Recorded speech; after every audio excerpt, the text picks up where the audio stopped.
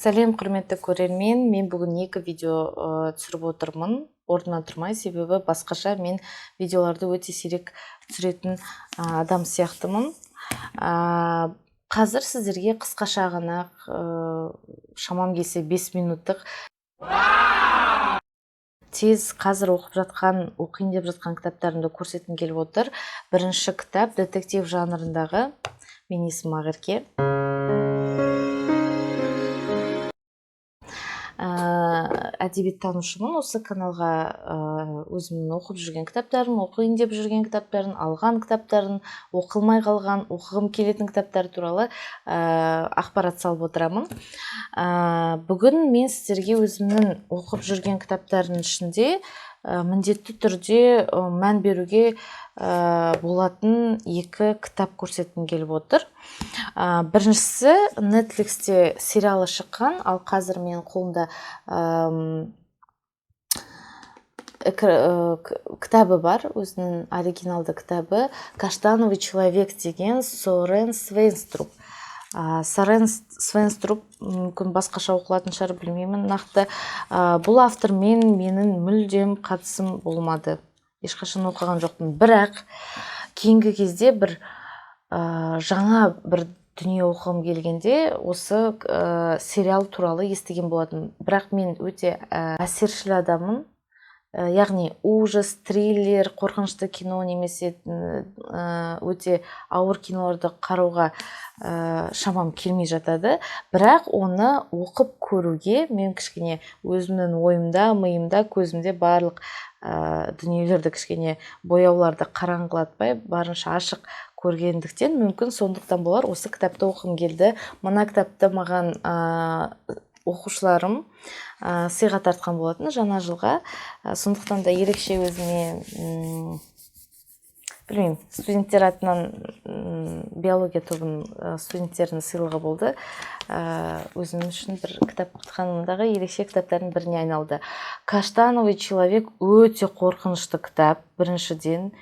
Тіпті кейде аузым ашылып, көзім жұмылып, не болып жатыр деген. Бұл классикалық норвегиялық детектив. Жалпы детектив жанрын, триллер жанрын жақсы көретін болсаңыз, норвегиялық авторларға жүгінуіңізге болады. Бір жаңағы елді мекенде бірнеше қылмыс орын алады, қылмыстар қайталана береді, және әр қылмыстан кейін осындай каштановый қуыршақтың, каштаннан жасалған қуыршақтар ілініп кетеді. Бірақ қылмыскерді табу қиын. Дегенмен де қылмыстардың барлығы өте сондай қорқынышты. Қазірдің өзінде айтып отырғанда шыны керек, жүрегім қысылып, жаңағы қорқыныш, үрей сезімдерін ұялатады екен. Бұл кітапты мен бірақ оқып әлі біткен жоқпын.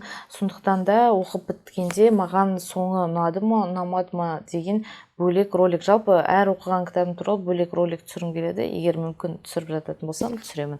Түсірмейтін болсам, білмеймін. Чеховтың кітабын неге көрсетіп отырсын деген сұрақ туындауы мүмкін. Антон Павлович Чехов жақсы көрмейтін оқырман жоқ шығар. Бірақ мен айтайын дегенім, Чеховтың осындай азбука классика сериясында әңгімелер жинағы бар екен. Бұл кітапты сөмкеңізге салып жүру деген бір бақыт. Мен күніне бір әңгімеден оқитын болдым. Әңгімелердің көбісін мен оқығам, бірақ оқымаған әңгімелер де бар екен. Сондықтан да жаңағы очередьте тұрғанда, кезекте тұрғанда, кейде алыс жол жүргенде, қаланың ішінде болсын, немесе салонда отырғанда, шашыңызды қиып жатқанда, білмеймін, немесе жаңағы бір бос уақыт болғанда осы кітапты сөмкеден алып шығу менің өмірімдегі қазір үлкен бақыттардың біріне айналды. Әрине де бұл жерде маған тағы да бір дүние ұнағаны, Игорь Николаевич Сухих менің ұстазым. Жетекшілік еткен менің ғылыми жобамда, ғылыми диссертациямда Сухихтің алғы сөзі берілген екен. Игорь Николаевич Сухих жалпы ұстазым туралы мында бір рет айтудан жалықпаймын. Чехов шығармашылығы бойынша, жалпы 20 ғасыр орыс әдебиеті бойынша керемет ғалымдар, әдебиеттанушылардың бірі. Және менің ұстазым. Білмеймін, ұстазыма лайықты бір шәкірт бола алдым ба, болған жоқпын ба, бірақ әрдайым осы кісі туралы айтуды ұмытпаймын. Жалпы «Палата номер 6» менің ең сүйікті шығармаларым бірі. Кантемир Балаговтың екінші фильмі шыққан кезде осы «Палата номер 6»тың бір көрінісі нақты болған сияқты. Мен соны ұмытпаймын. Бұл туралы егер мен нақты сол киноны қайттан қарап табатын болсам, сіздерге айтамын. Чеховты оқу жалпы оңай емес, қысқа болса да. Одан кейін мені сіздерге екі жаңа алған кітабым туралы міндетті түрде айтқым келеді. Біріншіден, мына кітап.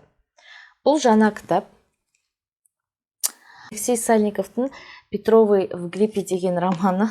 Шынымды айтайын, мен бұл кітапты электронды нұсқада оқығанмын. Бірақ бір жеңілдікпен көріп қалдым да, қағаз нұсқасын алуға бел бұрдым. Себебі электрондық нұсқада оқыған кітаптарымда менде заметкалар жасалса да, мен оларға қайтып оралмаймын. Егер қағаз түрде кітаптар болатын болсақ, осындай кітап түрінде, онда мен ол жерге жасаған, онда мен ол жерде жазған жазуларымды, керемет, не деген керемет ес. Онда мен міндетті түрде осы кітапта жазған заметкалардың барлығын қарай алам деген сөз. Бұл роман туралы бөлек видео түсіру керек, тем более мен бұны оқыдым, бірақ көреміз, батарейка бітіп келе жатыр екен. Егер осы уақыт табатын болсам, міндетті түрде көрсем. Тағы да бір ерекше роман. Қараңыздар. Бұл романды мен алғаныма көп уақыт болды, бірақ мен ұмытып кетіппін. Кітаптардың көптігі соншалық. Қараңыздар, қандай әдемі кітап. Разрез. Торттың разрезі сияқты. Өте әдемі, эстетика жағынан өте көркем жасалған кітаптардың бірі. Супер обложканың астында не бар? Супер обложканың астында дәл осы сурет бар. Жоқ. Бұның мягкий обложкасында осы суретпен кітап сатылады. Меломаннан көрдім. Энн Пэтчеттің «Голландский дом» романы. Шатаспасам, бұл романда семейная сага, отбасылық оқиға баяндалады. Отзывтар керемет, сондықтан да мен жақын уақытта міндетті түрде оқитын боламын. Оқымай тұрып, сізге ештеме айта алмаймын, бірақ отзывтары қазір барлық топта тұрған кітаптардың бірі. Жалпы бұл кітап туралы, кітап бүкіл жерде сатылады. Жалпы қазір сатылымы да жоғары, барлығы іздеп жүріп оқитын кітаптардың бірі. Әзірге қолым тимей жүр. Осы «Каштановый человектен» кейін міндетті түрде осы кітап туралы кітапты оқып, кейін сіздерге айтамын. Кітаптың бірақ дизайнына тағы да бір қараңыздаршы. Қандай әдемі. Қараңыздар, қалай әдемі жасалған. Құстар, жалпы қағазы көргенге, ұстағанға қандай керемет. Мен әдемі кітаптарды бәрі жақсы көремін. Білмеймін неге. Бұл енді дұрыс емес шығар, бірақ кітаптың әдемі болуы мен үшін шарт. Міне осы, достар, келесі кездескенше осындай 3-4 кітаппен қысқа ғана ютубтан жоғалмау үшін видео түсірдім.